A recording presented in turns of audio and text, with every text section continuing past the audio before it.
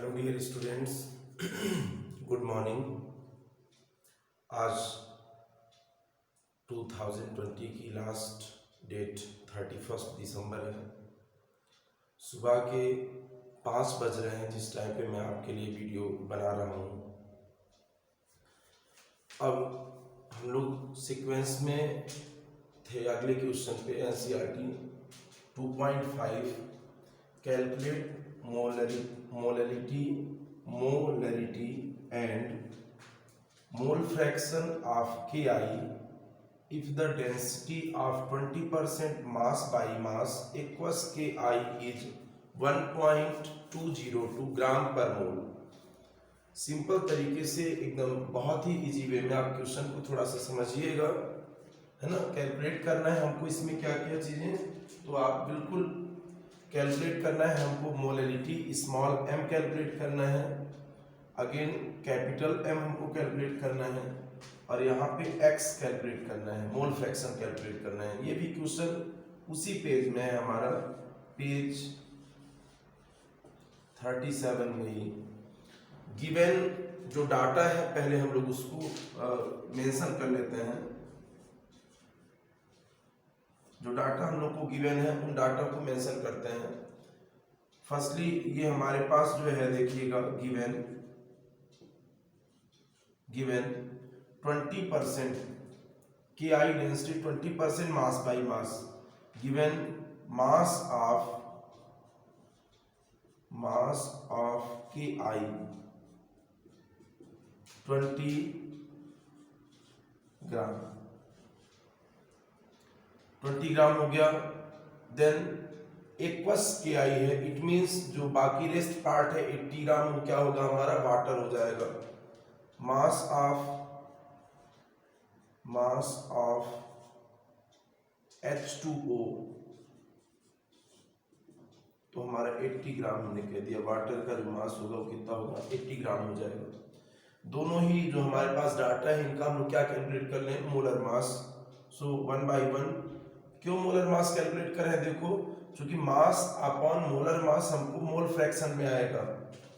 Mole fraction में requirement होगी, volume की भी हमको रिक्वायरमेंट होगी, किसमें, यहाँ पे, और यहाँ पे रिक्वायरमेंट होगी किसकी, सॉल्वेंट के मास की। इसलिए पूरे डाटा पहले एक बार कलेक्ट कर लेते हैं, देन ABC बिल्कुल इजी वे में सेकेंडों में कैलकुलेट हो जाएगा। फर्स्टली जो इसमें से क्वेश्चन में मेंशन है हम लोग वो लिख लेते हैं। मास क्या इतना, again molar mass of K I, molar mass of K आई। आपको पता है पोटेशियम का जो मास होगा वो हो जाएगा कितना, 39 प्लस 127। और जब आप इन पूरे डाटा को कैलकुलेट करते हो तो आपके पास जो वैल्यू आती है वो कितनी हो जाएगी, 166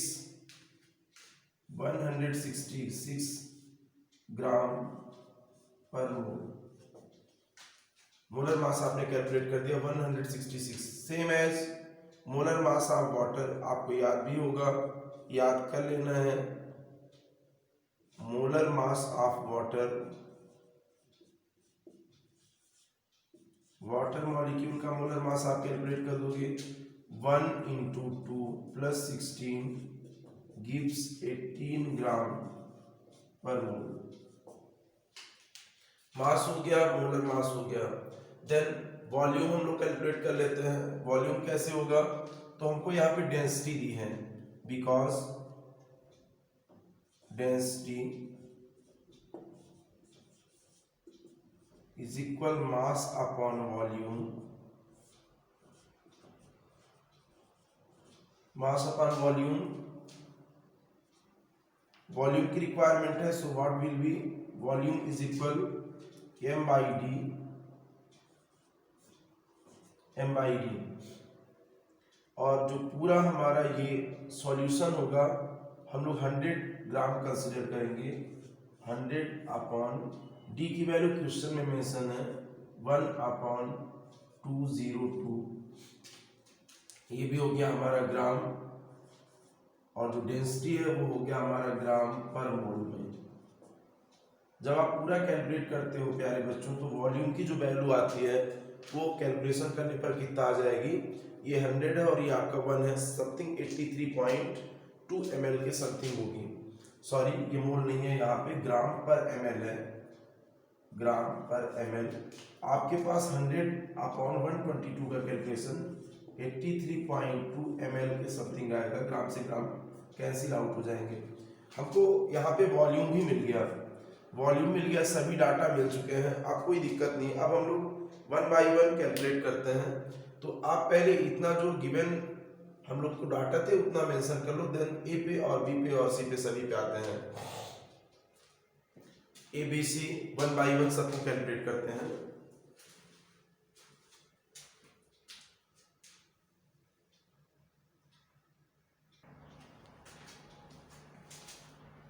यहाँ पे ये पूरा डाटा कैलकुलेट करने के बाद हम लोग जो फर्स्ट इसका सॉल्यूशन पे आते हैं वो क्या होगा हमारा, molality.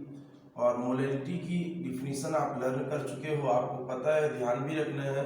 Molality is equal number of moles of solute upon mass of solution, mass of solvent in KG, mass of solvent in KG.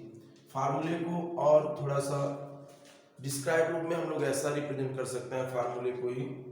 Number of moles of solute का मतलब होगा सिर्फ हमारे पास इतना, क्या बोल सकते हैं इसको, तो होगा सिर्फ mass of solute upon molar mass of solute into mass of solvent in kg, mass of solvent in kg। Simple तरीके से सबकी वैल्यू आप कैलकुलेट कर चुके हो, बस वैल्यू पुट कर देना है। मास ऑफ सॉल्यूट आपने कितना कैलकुलेट किया होगा, गिवन में था 20% था हमारे पास 20, अपॉन मोलर मास अभी आपने कैलकुलेट किया था सॉल्यूट का के आई का 166 के समथिंग था आपका। देन यहाँ पे जो मास ऑफ सॉल्वेंट होगा, चूंकि ये 20% है, तो जो रेस्ट पार्ट बचेगा सॉल्यूशन का वो 80% हमारा क्या हो जाएगा, सॉल्वेंट होगा। अब ये हम ग्राम में कैलकुलेट कर रहे हैं, इट मीन्स यहाँ पे हमको क्या करना पड़ेगा, 1000 का इंटू करना पड़ेगा, क्योंकि हमको सॉल्वेंट का मास केजी में डिफिनीशन या फार्मूले में बोलता है। जब इतना कैलकुलेट करते हैं हम लोग, तो जहाँ पे जो ये डाटा आते हैं तो इजी वे में इनको 2 से आप कट कर दो, डाटा को 2 से कट कर दो, ये हो जाएगा हमारा सिर्फ कितना, 2 1 जा 2 4 जा 2 1 जा 2 4 जा। ये फर्स्ट नंबर मोलैलिटी का आप जब इसको कैलकुलेट करोगे, सॉल्व करोगे, तो आपके पास आफ्टर कैलकुलेशन द वैल्यू आएगी, वो कितनी होगी, 1.5 मोल पर केजी। ओके, बी पे आते हैं हम लोग। नेक्स्ट स्टूडेंट, हम लोग आफ्टर जो मोलैलिटी था इसकी वैल्यू हमारे पास आई 1.5 मोल पर केजी।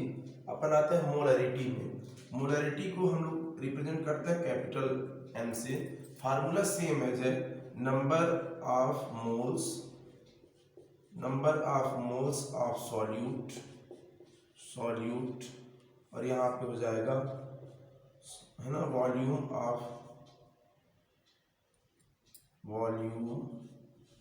ऑफ सॉल्यूशन, लीटर में वॉल्यूम चाहिए हमको। Number of moles of solute, moles का मतलब आपको पता है अपन किसको बोलते हैं, मास अपॉन मॉलिक्यूलर मास को। तो यहाँ पे हम जैसा पिछले वाले में कैलकुलेट किए थे, हमारे पास के आई का मास क्वेश्चन में मेंशन है कितना, क्वेश्चन में मेंशन है के आई का मास 20। मॉलिक्यूलर मास क्या होगा, देखो फार्मूले को हम लोग एब्रिविएशन फॉर्म में और थोड़ा सही तरीके से ऐसा लिख सकते हैं, है ना, क्या हो जाएगा हमारा, mass of solute upon molar mass of solute into, है ना, वॉल्यूम ऑफ सॉल्यूशन, वॉल्यूम किसमें चाहिए, वॉल्यूम हमको सॉल्यूशन का, वॉल्यूम ऑफ सॉल्यूशन और ये हो जाएगा हमारा लीटर में, हमको कैलकुलेट करना है लीटर में। तो ये हो जाएगा, सिर्फ वैल्यू पूरी लिख दो जल्दी से। मॉलिक्यूलर मास था कितना कैलकुलेट किया, 166। वॉल्यूम कैलकुलेट किया हुआ है आपने, कितना था वॉल्यूम, 83.2। और 83.2 को जब क्या करोगे आप, चूंकि ये हमारे पास किसमें दिया हुआ है, ml में है, तो आपको क्या करना पड़ेगा, यहाँ पे 1000 से इंटू करना पड़ेगा, 1000 से इंटू करना पड़ेगा। जब आप इसको कैलकुलेट करते हो पूरी वैल्यूज को, तो आफ्टर यहाँ पे देखो ये वैल्यूज जब आप कैलकुलेट करोगे तो आफ्टर कैलकुलेशन आपके पास जो मोलरिटी की वैल्यू आएगी वो कितनी हो जाएगी, 1.448 मोल पर केजी। हम लोग फर्स्ट और सेकंड थर्ड पार्ट में आते हैं। जो हमारा थर्ड है वो मोल फ्रैक्शन हो गया। अब मोल फ्रैक्शन की डिफिनीशन हम लोगों ने लर्न किया हुआ है, number of, it is the ratio of number of moles of one component of the solution to the total number of moles present in the solution. मतलब एक जनरल रेशियो हो गया। अब देखो सॉल्यूशन के दो ही कंपोनेंट होते हैं, एक को हम लोग सॉल्यूट बोलते हैं और सेकंड वाले को अपन सॉल्वेंट बोलते हैं। तो जब अपन यहाँ पे चूंकि सॉल्यूट का कैलकुलेट करना है, सॉल्यूट का कैलकुलेट करना है के आई है ना, जो कम अमाउंट में है, लेस अमाउंट में, चूंकि 20 ग्राम दिया हुआ है और 80 ग्राम हमारा H2 है, उसको अपन एज अ सॉल्वेंट कंसिडर करते हैं। Water is already universal solvent होता है। तो यहाँ पे जब आप इसका सी पार्ट कैलकुलेट करोगे, मोल फ्रैक्शन, मोल फ्रैक्शन के लिए आपको दो चीजों की रिक्वायरमेंट होगी। क्या, जो ये टर्म है ध्यान रखना पड़े अच्छे से, आप मोल फ्रैक्शन, आपको किसी भी क्वेश्चन में फर्स्टली आपको मोल कैलकुलेट करना है, तब मोल फ्रैक्शन कैलकुलेट करना है। तो यहाँ पे आप सिर्फ मोल फ्रैक्शन के लिए क्या लिख सकते हो, मोल फ्रैक्शन के लिए आप जिस यूनिट का कैलकुलेट करना है उसको क्या लिख सकते हो, मोल फ्रैक्शन इज इक्वल क्या होगा, नंबर ऑफ मोल्स। आप कैलकुलेट किसका करना है वो देखना है। मोल फ्रैक्शन के केस में आप पहले नंबर ऑफ मोल्स कैलकुलेट कर लो, number of moles, number of moles of K I, और के आई के जब आप नंबर ऑफ मोल्स कैलकुलेट करोगे, देखो मोल का मतलब ध्यान से प्यारे बच्चों आपको समझना है, W अपॉन M होगा। और W की वैल्यू हमको 20 दी हुई है क्वेश्चन में, और यहाँ पे के आई के लिए हम लोगों ने 1 M कैलकुलेट किया हुआ है 166।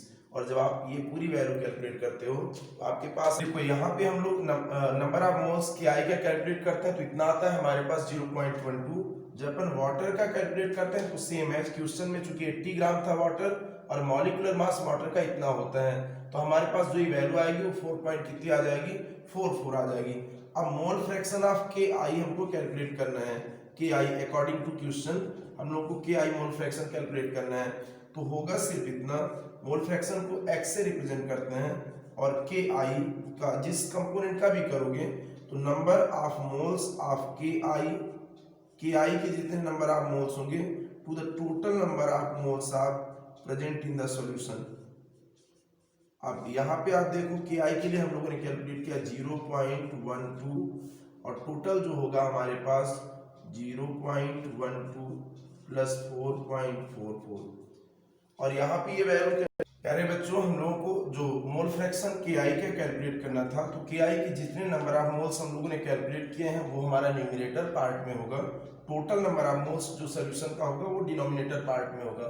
देन आफ्टर कैलकुलेटिंग हम लोगों के पास ये वैल्यू आती है जब कैलकुलेशन पूरा करते हैं। तो अब हमको के आई के मोल फ्रैक्शन पता चल गया है, वाटर का क्वेश्चन में मेंशन नहीं है, आपको कैलकुलेट करना है तो आपको क्या करना है, मोल फ्रैक्शन ऑफ वाटर, और वाटर के जो नंबर ऑफ मोल्स होंगे वो न्यूमरेटर में, total number of moles denominator में होंगे। और अब हम ऐसा कर सकते हैं, मान लो ये कैलकुलेशन हमको एक का मोल फ्रैक्शन पता चल गया है तो दूसरे पार्ट को हम लोग क्या कर सकते हैं, 1 में से माइनस कर सकते हैं, 1 माइनस और जितना 1 कंपोनेंट का मोल फ्रैक्शन आया हुआ था।